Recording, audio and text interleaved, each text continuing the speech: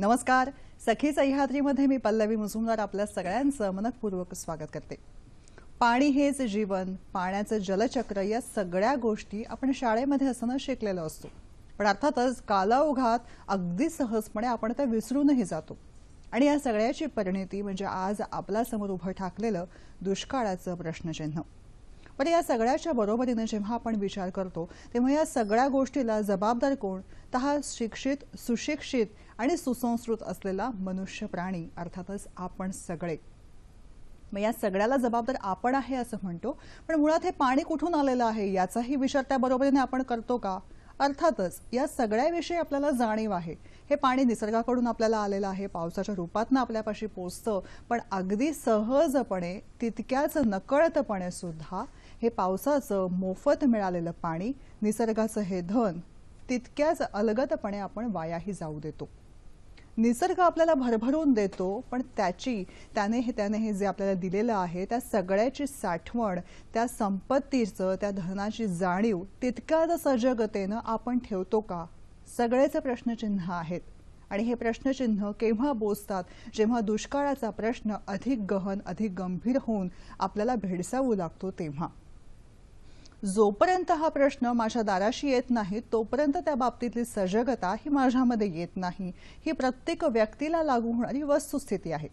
हे सगळं का आहे? ही चर्चा का आहे? हे बोलणं का आहे? आपण सजग आहात, आपण हे जाणता. 16 मार्च ते 22 मार्च हा जलजागृती सप्ताह आहे आणि त्याचबरोबर 22 मार्च हा जल दिवस जागतिक पातळीवर साजरा केला जातो. मग या दृष्टिकोनातनं जाणीव जागृतीपर आजचा हा विशेष भाग. पाण्याचा तुटवडा आणि नियोजन या महत्त्वाच्या विषयावर आपल्या कृतिशीलतेतून मार्गदर्शन करणारे सेवानिवृत्त कर्नल शशिकांत दळवीसर आज आपल्याबरोबर आहेत. सर नमस्कार. सखी सह्याद्रीमध्ये आपलं मनपूर्वक स्वागत करते. थँक्यू पल्लवी. सरांविषयी सांगायचं तर पर्यावरण तज्ज्ञ म्हणून आपण त्यांना ओळखतोच, पण त्याचबरोबर एक महत्त्वाची ओळख म्हणजे भारतीय सेनेतले 32 वर्षांची त्यांची अतिशय अभिमानास्पद अशी कारकीर्द आहे. पाण्याचं नियोजन, पाण्याची बचत या दृष्टिकोनातनं पर्जन्य या सेवाभावी संस्थेच्या माध्यमातून सर कार्यरत आहेत.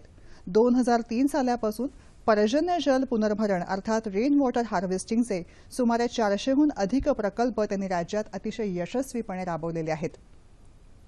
हवामान बदल, त्याचबरोबर ग्लोबल हार्वेस्टिंग, ग्लोबल वॉर्मिंग या कन्सेप्टवरती जागतिक पातळीवर कार्यरत असणारी सेवाभावी संस्था म्हणजे the climate reality leadership corporation. आणि या संस्थेच्या माध्यमातून पुणे जिल्हा पातळीवर जनजागृतीचं मोठं काम सर करतात. पर्यावरण तज्ज्ञ या नात्याने जे काही करता येईल त्या प्रत्येक गोष्टीबाबत जनजागृती कृतीमधून कशी आणता येईल याविषयी सर आपल्याला आज मार्गदर्शन करणार आहेत. आणि या दृष्टिकोनातनं आपला सहभाग मुलाचा आहे. संपर्कासाठी दूरध्वनी क्रमांक तुम्हाला माहिती आहेतच, ते असे 24908050 24988050. मुंबई बाहेरचे प्रेक्षक आणि मोबाईलवरून संपर्क साधताना 022 हा एसटीडी कोड तुम्हाला माहिती आहेच.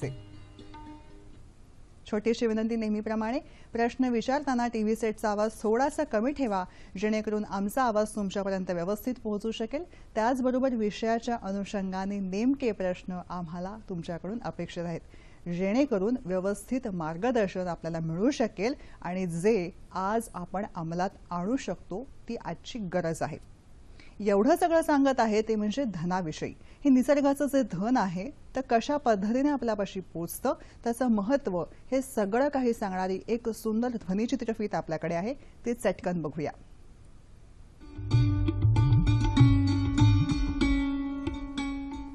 पाणी हे जीवन आहे.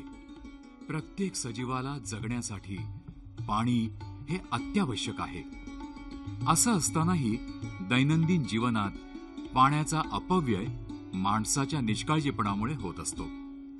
वापर नसतानाही बऱ्याचदा पाण्याचा नळ उघडा ठेवला जातो आणि त्यामुळे खूप पाणी वाया जातं. रस्त्यानं पाण्याची वाहतूक करणाऱ्या खच्च भरलेल्या टँकरमधून पाणी सांडून फुकट जातं. पाईपलाईन फुटून हजारो लिटर पाणी वाहून जातं. बरेच वेळा आवश्यकतेपेक्षा जास्त पाणी कपडे, भांडी धुण्याकरता वापरलं जातं.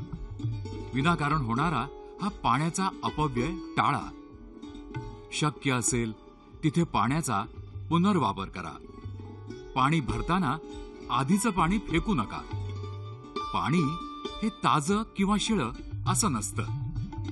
पाणी हे जीवन आहे, ज्याची सर्वांना अतिशय गरज आहे. निसर्गानं दिलेला हा अमोल ठेवा अगदी जपून वापरा. पाणी वाचवा, पाण्याचा अपव्यय टाळा. हे जे निसर्गाचं धन आहे, जे भरभरून आपल्यापाशी पोहोचतंय, तितकंच भरभरून आपण अतिशय दुर्लक्ष करत ते वाया घालवतोय. सर, खूप अस्वस्थ वाटलं ही क्लिप बघताना. तुमचं मनोगत काय आहे? अगदी बरोबर आहे. हे बघितल्यानंतर असं वाटतं की इतकं भरभरून निसर्गाचं देणं जे आपल्याकडे आहे. आणि जल, आपण जेव्हा म्हणतो जल आहे तो कल आहे. आणि अक्षरशः एखादा माणूस हवेशिवाय देखील जगू शकत नाही, पण पाण्याशिवाय अजिबात 3 ते 4 दिवसाशिवाय माणूस जगू शकत नाही. कुठलीही प्रक्रिया आज भूतलावरची पाण्याशिवाय पुरी होत नाही.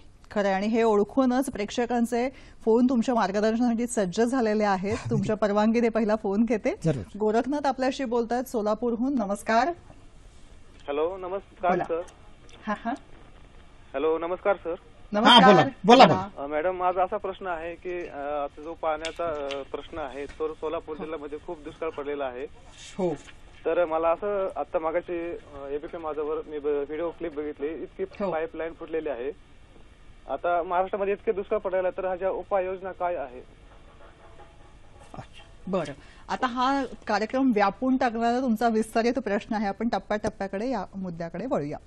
सर, जेव्हा आपण जलजागृती सप्ताह आणि जलदिन या दृष्टिकोनातून बोलतो, आणि आता गोरखनाथ यांचा एक ब्रॉड क्वेश्चन आहे दुष्काळाविषयी, तुम्हाला काय सांगायचं सर? याविषयी मी एवढंच सांगेन की जसं आपण मगाशी म्हणालो की ही दुष्काळ खरोखरच आपण म्हणजे खरोखरच दुष्काळ आलेला आहे का? दुष्काळ आलेला यात काही शंका नाही. कारण का मान्सून पाऊस कमी आल्यामुळं हा दुष्काळ तर डेफिनेटली आहे. हो. पण आपलं किती कॉन्ट्रीब्युशन आहे, आपला सहभाग किती आहे? खूप मोठ्या प्रमाणावर सहभाग आहे.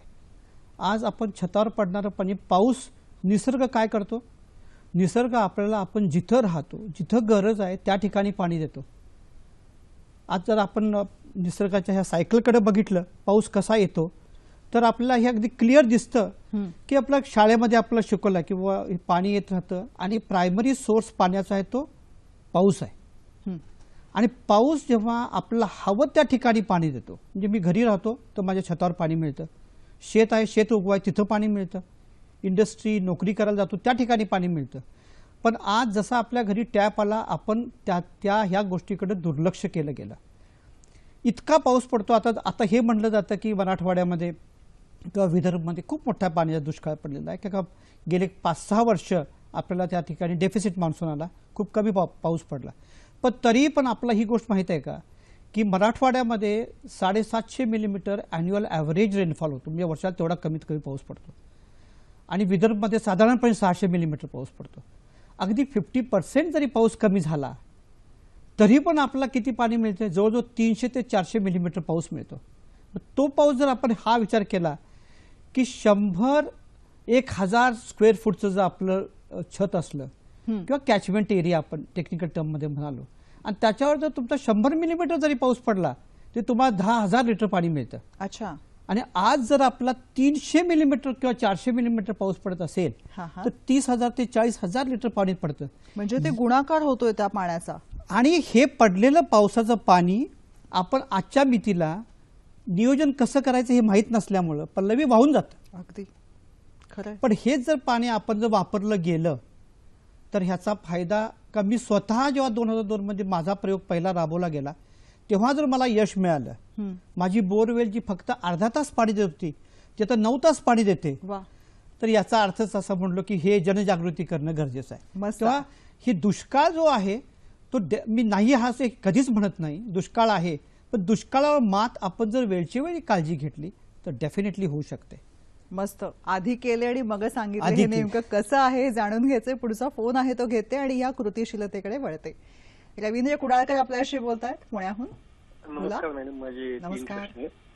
पहिलं मला असं विचारायचं आहे की धुलीवंदन, रंगपंचमी या निमित्ताने पाण्याचा अपव्यय होतो, या दृष्टीने काय केलं? पहिला प्रश्न.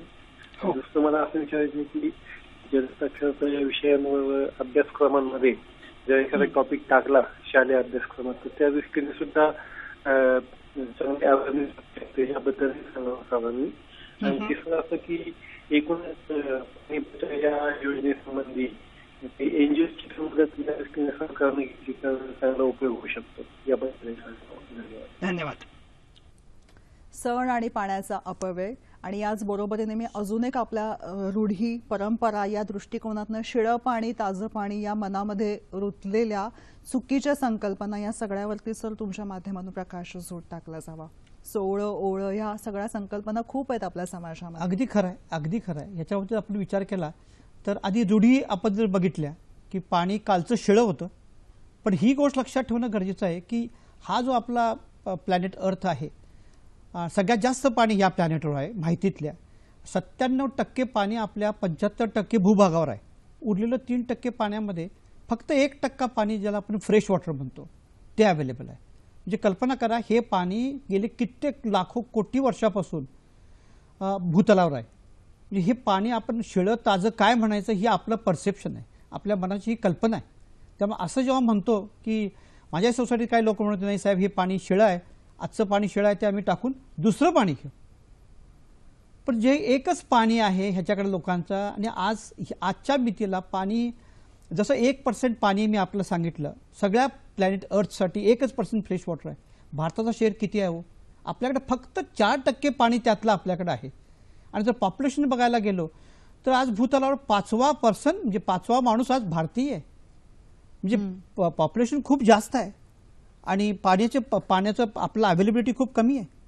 त्यामुळे आता हे रंगपंचमी आहे, होळी आहे, याच्याकडे बघायचा दृष्टिकोन पूर्णपणे बदलला गेला पाहिजे. अगदी जर पाणी नाही एका ठिकाणी लोकांना प्यायला नाही, मराठवाड्यासारख्या ठिकाणी 21 दिवसातून पाणी मिळतं तर त्या ठिकाणी आणि आपण रोज पाणी वापरतो तर त्याच्यामुळे आपल्या मनात ही कल्पना येत नाही की होळीसाठी किंवा रंग खेळताना आपल्याला किती पाण्याची गरज लागते. तेव्हा हे पाणी हा जो ह्यात जी नासाडी होते पाण्याची सिंपल वर्डमध्ये ही थांबवणं अतिशय गरजेचं आहे. आणि रेन डान्स वगैरे अशा एकदम पंचतारांकित खेळांमधून सण साजरा होतो हे किती चुकीचं आहे. अगदी अगदी अगदी महत्त्वाचा प्रश्न आहे, अगदी चुकीचा आहे. त्यामुळेच आम्ही परवा एकदा पुण्याच्या कमिशनर साहेबांना पण एक ओपन लेटर लिहिलं होतं की सिमेंट कॉन्क्रीटचे रस्ते आता करू नका, स्विमिंग पूल्स बंद करा. अच्छा, म्हणजे असे जे पाणी वापरू शकू आपण वाचवू शकू हे प्रयोग करणं अतिशय गरजेचं आहे, सांगणं गरजेचं आहे. सर खूप फोनचा ओघ मोठा आहे तो पटकन घेऊया आपण फोन. प्रमोद आपल्याशी बोलतायत. नमस्कार, पुण्याहून फोन आहे, बोला. हा, मी आता सरांना असा माझा प्रश्न आहे की आपल्या डोंगराळ भागावरती जो पवन चक्क्या उभारण्याचा प्रकल्प आहे त्याच्यामुळे कदाचित जो हवामानाचा बदल आहे त्याचा जो काय प्रॉब्लेम आहे की पवन चक्क्यामुळे त्याच्या संदर्भात मला जर प्रश्न विचारायचा की पवन चक्क्यामुळे थोडंसं वातावरणात काय फरक होऊ शकतो का? प्रमोदजी तुमचा प्रश्न कदाचित वास्तवाला धरून असू शकेल, पण आजचा आपला जो विषय आहे ना तो फक्त पाण्याची बचत या दृष्टिकोनातनं आहे. त्यामुळे आज पाण्याची बचत याविषयी जे काही मार्गदर्शनपर मुद्दे आहेत ते सरांकडून आपल्याला मिळतील. सर, मी मगाशी जो आपला मुद्दा राहिला होता त्या मुद्द्याकडे येते. ते म्हणजे तुम्ही स्वतःहून जी सुरुवात केलीत पाण्याच्या बचतीसाठी जो उपक्रम तुमच्या सोसायटीमध्ये राबवलात आणि तिथपासून जलजागृती सुरुवात झाली. ते सुरुवात करणं कसं होतं? म्हणजे एखाद्या आस्थापनामध्ये किंवा एखाद्या सोसायटीमध्ये रहिवाशी इमारतीमध्ये पाण्याविषयी कृतीशीलता कशी आणता येऊ शकते?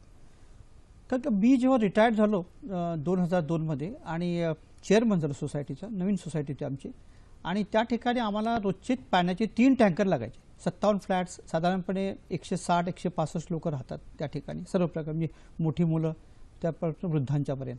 आणि इतका पाण्याचा प्रचंड त्या प्रमाणात PMC कडून पाणी मिळत नव्हतं आणि आमची बोरवेल फक्त अर्धा तास पाणी द्यायची. जे काय मी माझ्या आर्मी सर्व्हिसमध्ये असताना राजस्थान MP मध्ये बघितलं होतं रेन वॉटर हार्वेस्टिंगचे प्रयोग, ते मी तर राबवायचे ठरवले. बरं, पण ते राबवताना लोकांच्याकडून थोडासा होतो, नाविन्य आहे, महाराष्ट्रात कुठं गेलेलं नव्हतं मल्टी स्टोरी कॉम्प्लेक्स असले प्रयोग. त्याच्यामुळं हे करणं थोडंसं कठीण गेलं, पण तरी माझ्या सोसायटीच्या लोकांनी मला पूर्णपणे साथ दिली आणि त्याच्यामुळं आज आम्ही त्या वर्षापासून आमच्या पाण्याची बोरची जी ईल्ड आहे आता ते आम्हाला साधारणपणे 8 ते 9 तास उन्हाळ्यामध्ये देखील देते. अच्छा. मग हे जेव्हा मी यश बघितलं तेव्हा मी सांगितलं की जनजागृती करणं गरजेचं आहे. पण जसं आपण बोललात की लोकांची मानसिकता आत्ता पण काय होतं की पाणी आपण इंग्लिशमध्ये बोलायचं टेकन फॉर अ ग्रांटेड किंवा पाणी हे मिळतंच.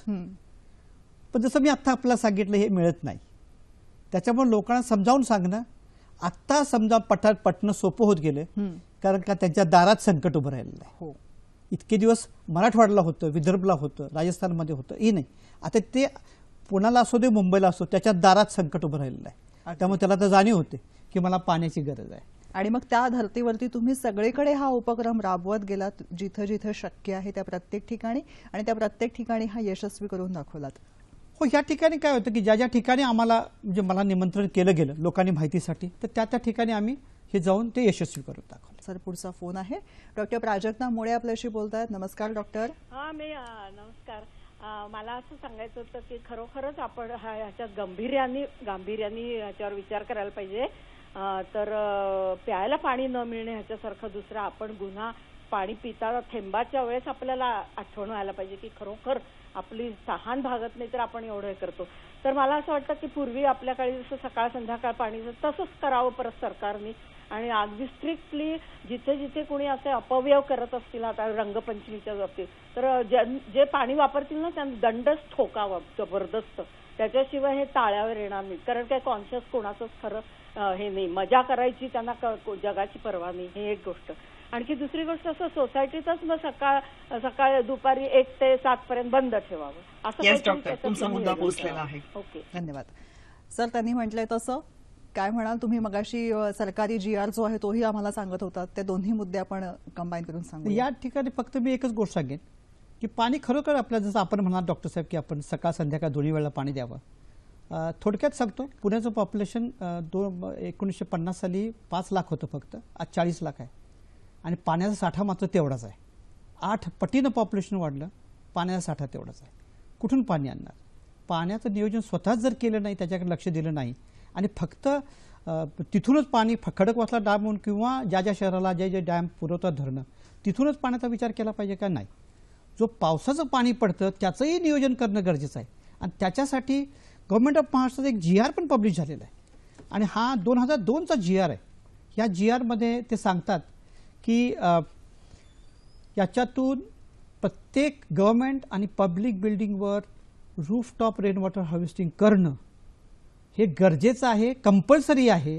हे 2002 पासूनचं जाहीर केलेलं आहे. तेवढं करूनही आपण अर्थात त्याचं इम्प्लिमेंटेशन होत नाही, हेही तितकंच गांभीर्याची बाब आहे.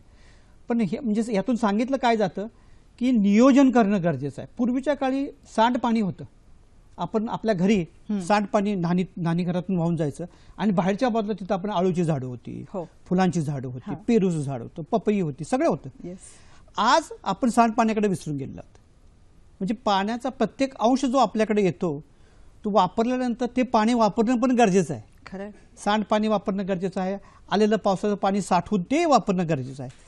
तेव्हा कुठं आपल्याला 24 तास पाणी सप्लाय किंवा पाण्याच्या पुढच्या वाढत्या लोकसंख्येसाठी किंवा वाढत्या गरजेसाठी आपला काळजी घेता येईल. बरोबर आहे. आणि मगाशी जो आपल्या प्रमोद यांचा प्रश्न आला होता त्यांनी पुन्हा एकदा तो मुद्दा पोहोचवला आपल्यापासून. त्यांचं म्हणणं असं आहे की डोंगरावरती लावलेल्या पवनचक्कीच्या माध्यमातून पावसाचे ढग जे आहेत ते दुसरीकडे प्रवाहित होतात, असं काही होतं का की ज्यामुळे आपल्याला पावसाचा तुटवडा निर्माण होतो आहे? नाही, आता मी पवनचक्कीमध्ये एवढा अभ्यास केलेला नाही त्याच्यामुळे सांगणं कठीण आहे. पण मी एवढं नक्की सांगू शकतो की पवनचक्क्या चालतात फक्त हवेवर. हवा नसली तर पवनचक्की चालणार नाही. पवनचक्कीमुळे हवा निर्माण होते हे असं होत नाही. त्याच्यामुळे हवा असली तरच पवनचक्की चालते आणि हवा कुठेही असते.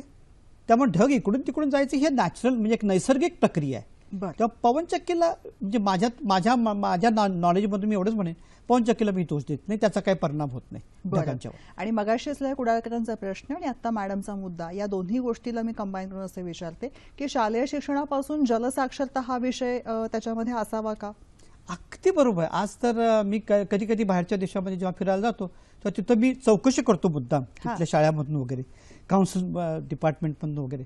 आणि मला हे दिसतं की तिथं ही जी जलजागृती जी आहे आपण म्हणतो ती खूप मोठ्या प्रमाणावर आहे. अच्छा. तेव्हा नैसर्गिक नॅचरल जे रिसोर्सेस आहेत, हवा, पाणी, झाडं, जमीन, त्याच्या बाबतीत मुलांना लहानपणापासूनच शिक्षण दिलं जातं अच्छा. की ह्याची काळजी आपण कशी घ्यावी, आपल्याकडे पण देणं गरजेचं आहे.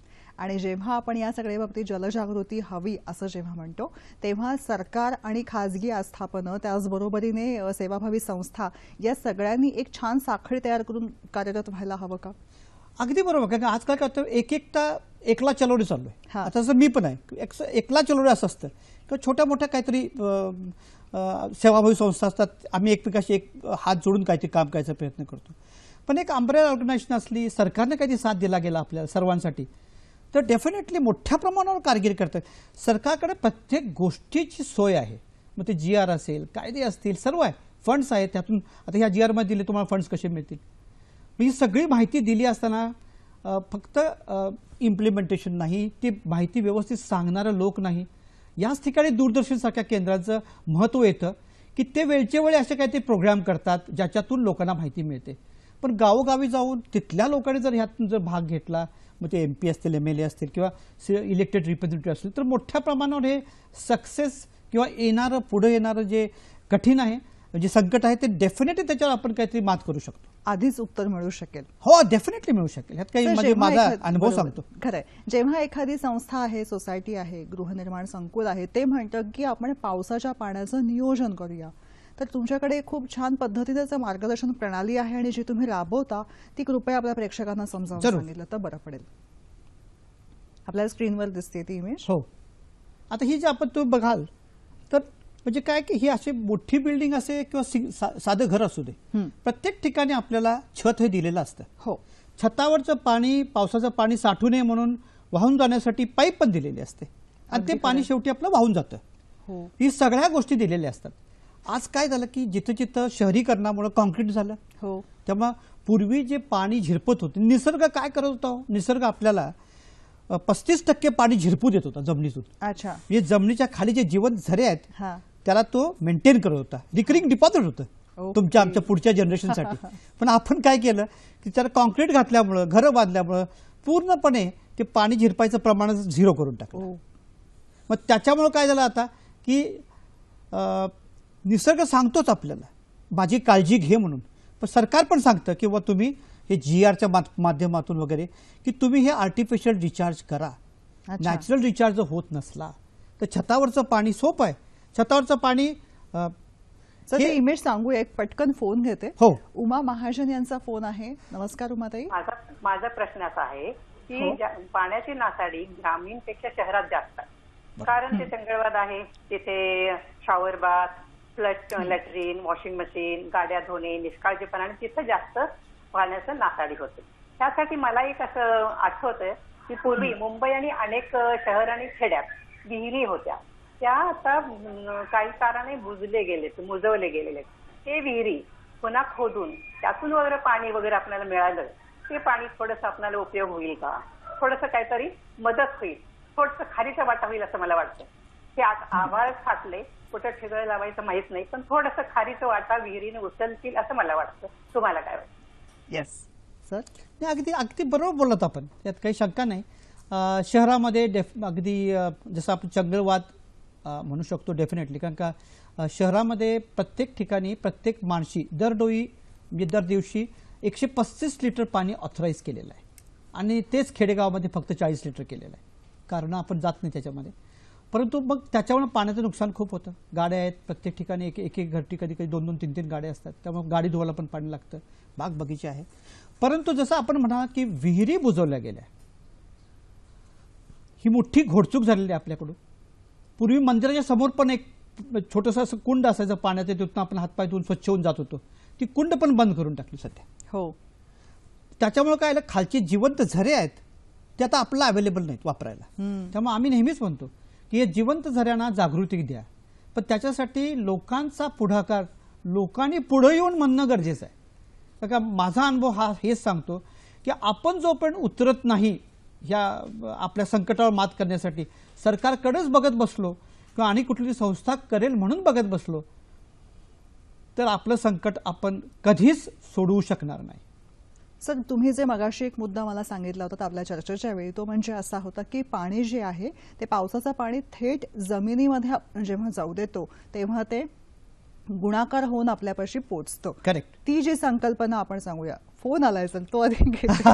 फोनचा ओघ खूप मोठा आहे. सगळ्यांना भेडसावणारी ही समस्या आहे. नमस्कार मॅडम, माझा प्रश्न असा आहे की आम्ही डोंबिवलीमध्ये राहतो आणि डोंबिवलीमध्ये जवळजवळ 3 दिवस पाणी बंद असते. तर अशा प्रसंगी कुटुंबामध्ये जवळ पिण्याला पाणी, धुणे भांडी याला पाणी, इतर ठिकाणी पाणी लागतं. तर हे पाणी साठवून करण्याकरता याचं नियोजन आपण कशा प्रकारे करू शकतो की आपल्याला त्या पाण्याचा उपयोग करू शकतो? धन्यवाद. धन्यवाद बावळ. हां, मी आता तुम्हाला सांगतो की अगदी थोडक्यात सांगतो. आपला कल्पना आहे का की मुंबई म्हणजे कांदिवली ह्या सगळ्या भागामध्ये 3000 मिलीमीटर ॲन्युअल ॲव्हरेज रेनफॉल होतो. आता ह्याची ताकद किती आहे पावसाच्या पाण्याची हे जाणून घेणं गरजेचं आहे. म्हणजे मुंबईसारख्या ठिकाणी आपलं छत जर 1000 स्क्वेअर फूट असलं तर ह्या 3000 मिलीमीटरचा आपल्याला 3 लाख लिटर पावसाचं पाणी मिळतं. आता ह्यांनी प्रश्न विचारला, ह्यांना मला विचारणं गरजेचं आहे. आपण प्रत्येक वर्षी हे 3 लाख लिटर पावसाचं पाणी वाया घालवतो. हे जर तुम्ही साठवू शकलात व्यवस्थित, मग ते रेन वॉटर हार्वेस्टिंग करून साठवू शकलात, आपल्या विहिरीमध्ये साठवू शकलात, किंवा जे आपले अंडरग्राऊंड टँक्स आहेत ते वाचवू शकतात, त्याच्यामध्ये थोडं त्याच्यामध्ये काही, त्याच्यामध्ये जमिनीत जिरवून काही. तर माझा अनुभव हा सांगतो की तुम्ही पूर्णपणे संकटावर मात करू शकता. एवढं मोठं मुंबईसारख्या शहरामध्ये एवढी मोठी पाण्याची ताकद तुम्हाला मिळालेली आहे, पण आज त्याच्याकडे आपण बघत नाही, दुर्लक्ष होतं आपलं. आणि यासाठी तुम्ही सगळं तुमचं आयुष्य जे आहे ते पाणी पाणी पाणी करत आहात. खरं. आणि सेवाभावी वृत्तीने तुमचं हे काम याच मार्गदर्शनासाठी सुरू आहे. सर, पुढचा फोन आहे. नमस्कार. नमस्कार, बोला. माझा एक प्रश्न असा आहे, हा जरी थोडा काल्पनिक वाटला तरी बऱ्याच काल्पनिक वाटणाऱ्या गोष्टी ज्या सत्यामध्ये आणलेल्या आहेत माणसांनी. तर कॅचमेंट एरियामध्ये तुम्ही अशा तऱ्हेचा लेक निर्माण करू शकता का? की कारण का तिथं बराच पाऊस पडतो, तो जमिनीवरती पडतो, निघून जातो. तर ते आर्टिफिशियल लेक मध्ये तो पडला तर तुम्हाला आणखीन एक लेक मिळेल. हे सगळं प्रचंड प्रमाणात करावं लागेल. आणि जिथं पाणी नाहीये, पाण्याचं सप्लाय, तिथं हे आर्टिफिशियल लेक मधनं तुम्हाला पाणी घेता येईल. दळवी सर, काय सांगाल? खरं म्हणजे मी आपल्याला हे सांगू इच्छितो की शेततळ हा प्रकार पहिल्यापासून चालू आहे आपल्या. शेतावर आपण पाणी साठवतोच. तळी तर असतातच, नॅचरल तळं कधीच नसतं, पण आपण मॅनमेड असतं, नॅचरल असतात थोडीफार, पण मॅनमेड तळी असतात. शेततळ हा प्रकार एवढ्यासाठीच केलेला आहे की शेतातल्या म्हणजे एक तर जमिनी भूगर्भात पाणी जावं, भूगर्भाची पाण्याची पातळी वाढावी, आणि जे पाणी वाया जाऊ नये, पावसाचं पाणी, आणि त्या पाण्याचा वापर शेतीसाठी करण्यात यावा, आजूबाजूच्या गावच्या लोकांच्या पिण्याच्या पाण्यासाठी करण्यात यावा.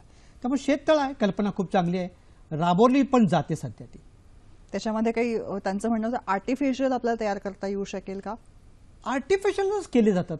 शेततळी जे असतं, शेततळं हे आपण स्वतःहून करायला लागतं.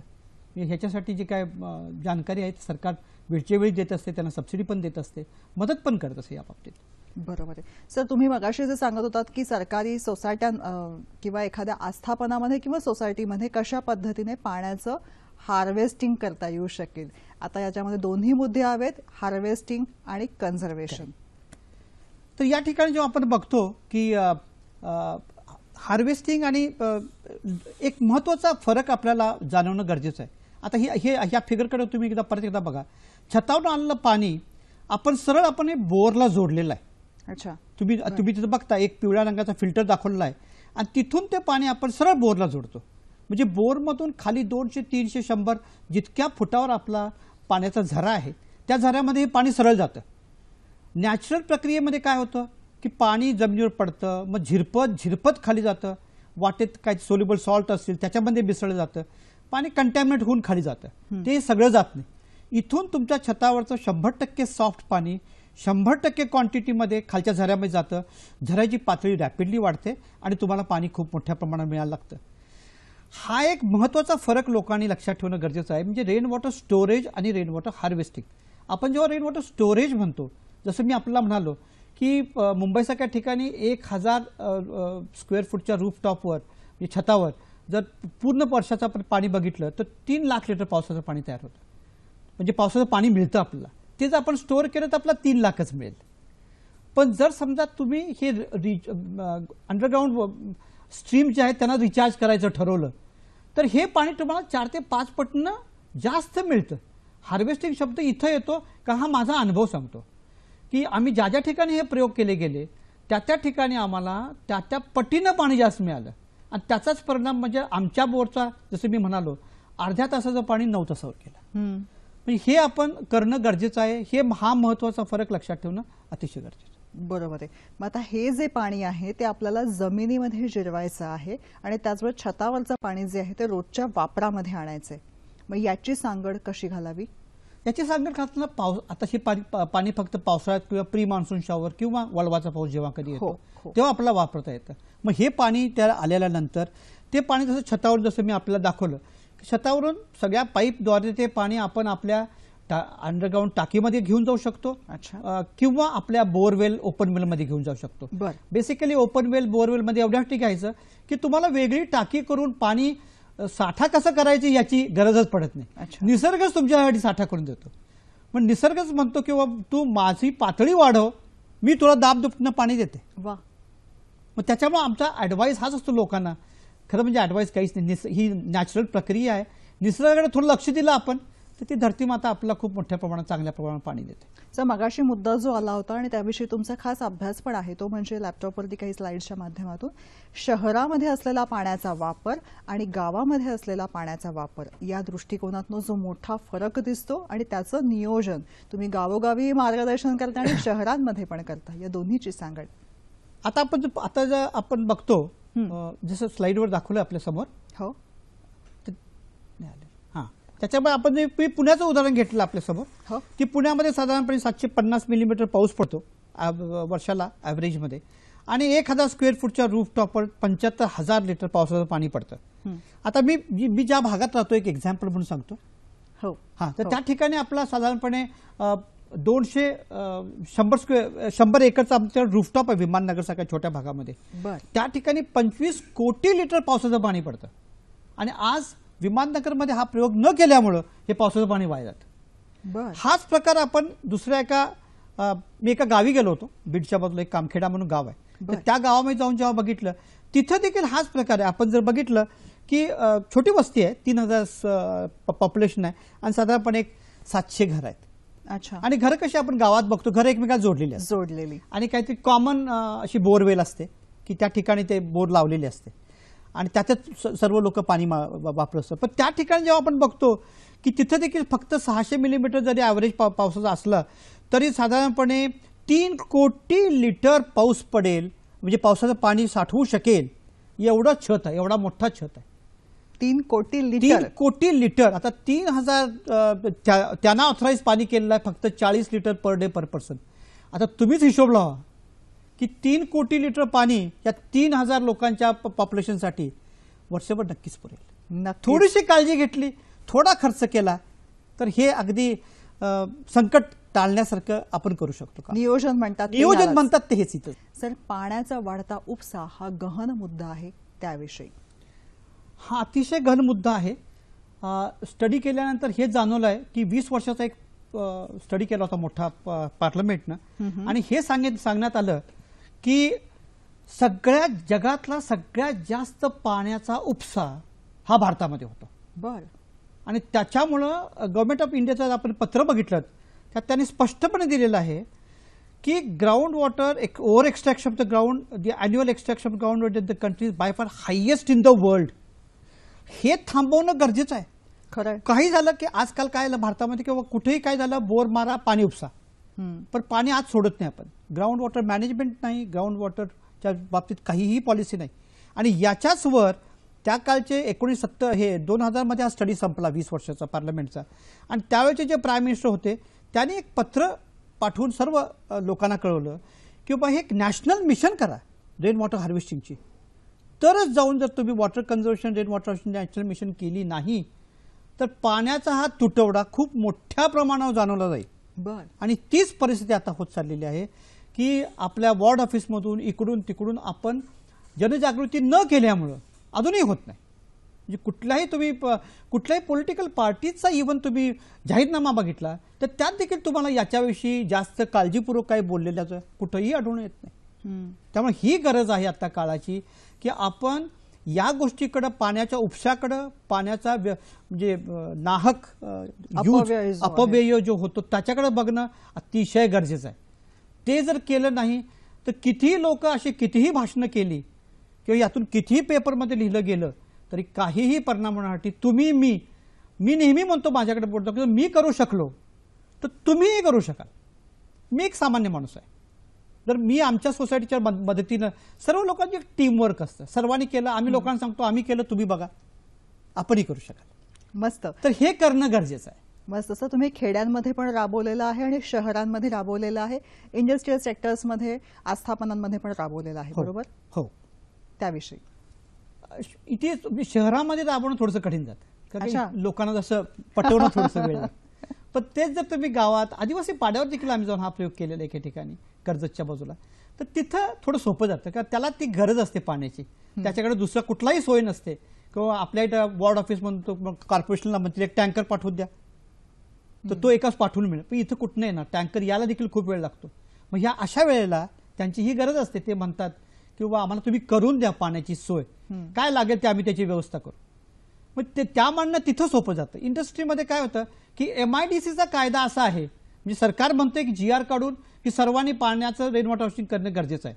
पण याचबरोबर MIDC म्हणते की तुम्ही रेन वॉटर हार्वेस्टिंग करायचं नाही, तुम्ही पाणी आमच्याकडनं विकत घ्यायचं. आता एक जर इंडस्ट्रियल MIDC मध्ये शेड त्याची कारखान्याची 2-2 एकरची असते. म्हणजे पुण्यासारख्या भागामध्ये एका एकरवर 30 लाख लिटर पावसाचं पाणी पडतं वर्षभरात. अच्छा. 60 लाख लिटर पाणी वाया गेलं, आपण जमिनीत जिरवलं पण नाही. का तो इंडस्ट्रियल म्हणतो की साहेब आम्हाला म्हणतो की तुम्ही हे पाणी जिरवलं तरी वापरायचं नाही, म्हणजे तो आपले पैसे कशासाठी घालेल. अच्छा.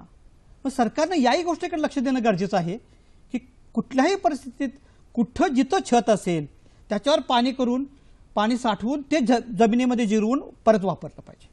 सर, आज तुम्ही याविषयी सगळीकडे मार्गदर्शन करत असता, तर या सगळ्यामध्ये मार्गदर्शन करताना कोणत्या वयोगटाला ह्या गोष्टी ठसवणं आणि रुजवणं आवश्यक आहे असं तुम्हाला खास करून वाटतं? शाळा कॉलेजची मुलं. अच्छा. अगदी मी नेहमी म्हणतो, आता सध्या पुण्यामध्ये टाइम्स ऑफ इंडिया ग्रुपतर्फे त्यांनी न्यूजपेपर इन एज्युकेशन या कार्यक्रमामधून मी हा कार्यक्रम शाळेच्या 8वी 9वी 10वीच्या मुलांसाठी राबवत असतो. इतकं बरं वाटतं का ती मुलं पटतं त्यांना. तुम्ही काय सांगता नंतर येऊन सांगतात ते आपल्याला की सर आम्ही असं केलं. त्यामुळे युथ तरुणांना पकडणं सोपं जातं ना, काय मन मोकळं असतं, एक माइंडसेट फिक्स झालेलं नसतं, तू मोकळ्या मनानं बोलत असतं.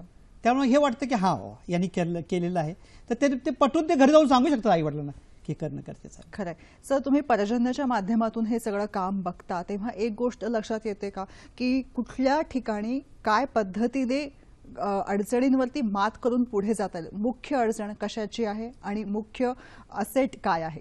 मुख्य अडचण एवढी मोठी आहे की सरकारनं आणि जे काही सेवाभावी संस्था आहेत त्यांनी वेळच्या वेळी, म्हणजे खरोखरच वेळच्या वेळी जागोजागी जनजागृती आणि जलजागृती करणं गरजेचं आहे. सातत्यानं सांगणं गरजेचं आहे की पाण्याचं महत्त्व काय आहे आणि हे कसं आपलं साठवता येईल. मस्त. जलजागृती आणि जनजागृती यासाठी हा सगळा उहापोह. त्याचबरोबरीने रंगपंचमी होळीचा सण साजरा होतोय. नैसर्गिक रंग वापरूया आणि या जोडीने पाण्याचा अपव्यय टाळूया. हे सगळं कोण करू शकतो? अर्थातच आपण. सर, तुमचं कार्य मोठं आहे आणि बरंच काही करायचं आहे. मनपूर्वक शुभेच्छा देते. अतिशय थोडक्या वेळात नेमके मुद्दे मांडलेत. मनपूर्वक आभार. धन्यवाद. मी दूरदर्शनचा खरोखर मनापासून आभार मानतो की त्याने हा जो प्रयोग आहे की जनजागृतीचा आणि जलजागृतीचा हा अखंड चालू ठेवावा, ज्याच्यामधून लोकांना माहिती मिळेल. धन्यवाद सर.